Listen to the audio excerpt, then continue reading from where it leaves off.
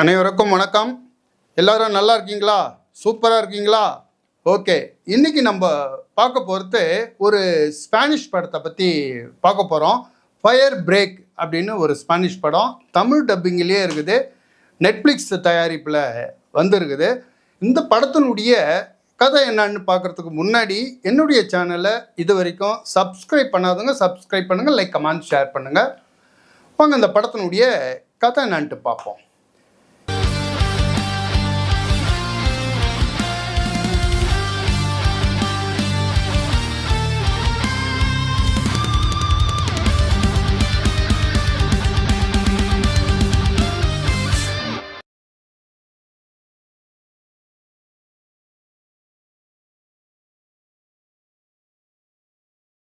ஸ்பெயினில் இருக்கிற ஒரு காட்டுப்பகுதியில் ஒரு வீட்டில் வசிக்கிற தன்னுடைய கணவர் திடீரென்று இறந்து போனதுனால அந்த வீட்டை விற்றுட்டு வேறு இடத்துக்கு போகலாம் அப்படின்னு சொல்லிட்டு படத்தினுடைய கதாநாயகி அவங்களுடைய 8 வயசு பொண்ணோட அந்த காட்டுப்பகுதிக்கு வராங்க.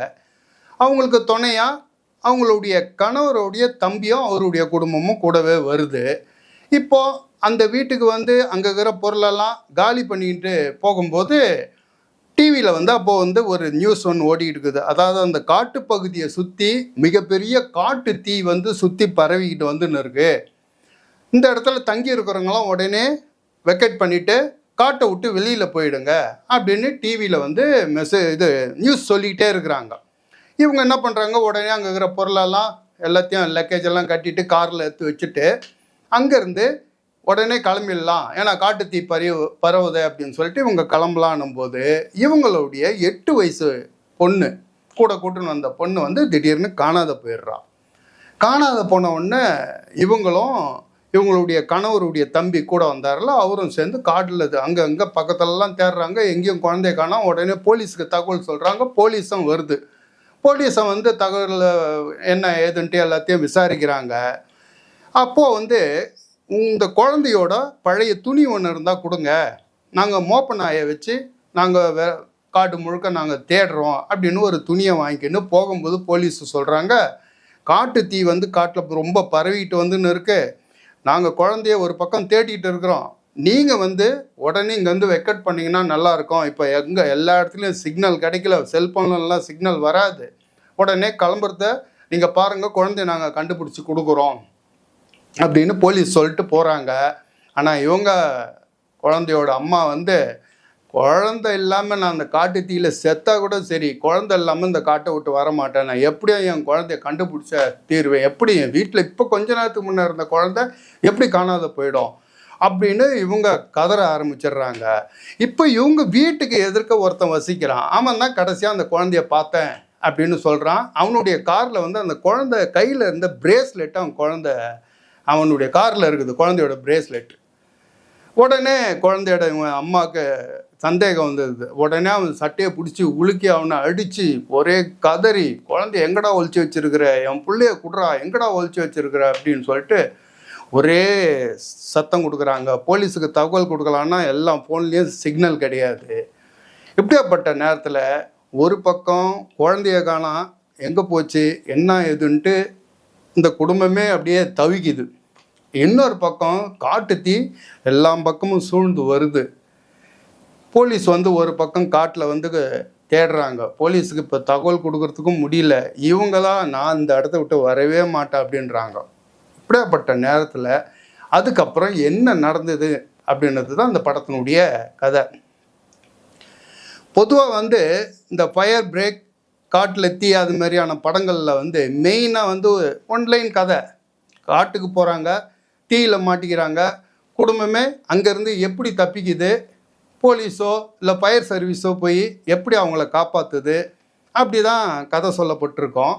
ஆனால் இந்த படத்தில் கொஞ்சம் வித்தியாசமாக என்ன பண்ணுறாங்க, காட்டு தீ அப்படின்றத 2ஆம் பட்சமாக ஆக்கிட்டு கதாநாயகியோட குழந்தை காணாத போகுது திடீர்னு.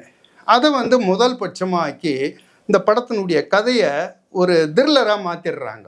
ஒரு அட்வென்ச்சர், காட்டிலேருந்து தப்பிக்கிற அட்வென்ச்சர் குழந்தைய காணாத பொண்ணு த்ரில்லராக மாறிடுது. அதனால தான் இந்த படம் வேற ஒரு முகத்தை காமிச்சிருக்குது. நம்ம காட்டுத்தீயின் பற்றி போய் பார்க்கும்போது இந்த படம் ஒரு த்ரில்லராக மாறுறது தான் இந்த படத்தினுடைய இன்ட்ரெஸ்டிங்கை வந்து அதிகப்படுத்துது. ஜாக்வின் ஃபெரல் அவர் தான் இந்த படத்தினுடைய ஹீரோ. பெலன் கொஸ்டா அவங்க மணி ஹெய்ஸ்ட் படத்தில் நடிச்சிருப்பாங்க. அவங்க தான் குழந்தையோட அம்மாவாக நடிச்சிருக்காங்க. 2 பேருமே இந்த 2 கேரக்டர் தான் இந்த படத்தில் ரொம்ப முக்கியமான கேரக்டரு. இந்த குழந்தையோட அம்மாவாக நடிச்சிருக்கிற பெலன் கொஸ்டா வந்து செம்மையாக பண்ணியிருக்காங்க. அந்த ஃபஸ்ட்டு கொஞ்சம் சீனு தான் ஆரம்பித்தோடனே அந்த குழந்தை காணாது போயிடுது. இவங்க எல்லாம் பொருளெல்லாம் எடுத்துக்கிட்டு வெளியில் இந்த காட்டை விட்டு வெளியில் ஓடி போயிடலாம், தீ பரவுதுன்ற நேரத்தில் குழந்தை காணாது போகுது பாருங்கள். அப்பத்துலேருந்தே அவங்களுடைய பதற்றமான அந்த அழுகை கலந்து அந்த பதற்றமான நடிப்பை ஆரம்பிச்சிடுறாங்க. அதில் இருந்து கடைசி வரைக்கும் ஒரு அருமையான ஆக்டிங்கை பண்ணியிருக்காங்க. அவங்க கூட சேர்ந்து அந்த குழந்தைய தேடுற அவங்களுடைய கணவருடைய தம்பியாக ஜாக்வின் ஃபெரல் நடிச்சிருக்காரு. அவருடைய ஆக்டிங்கும் அருமையாக பண்ணியிருக்காரு. 2வது இந்த படத்தில் முக்கியமாக கவனிக்க வேண்டியது வந்து இந்த படத்தினுடைய கதையை வந்து அங்கே எடிட்டிங்கில் அங்கங்கே மாற்றி திரைக்கதையில் ஒரு செம்ம விறுவிறுப்பை கொண்டு வந்து அந்த குழந்தைக்கு என்ன தாண்டா ஆச்சு, அந்த குழந்தை உயிரோடு இருக்கா இல்லையா, என்ன ஆச்சு, பக்கத்தில் இருந்த குழந்தை திடீர்னு காணா என்ன ஆச்சு அப்படின்னு சொல்லிட்டு விறுவிறுப்பாக இந்த படத்தினுடைய கதையை சொல்லியிருக்கிறாரு டைரக்டர் டேவிட் விக்டோரி அப்படின்றவர்.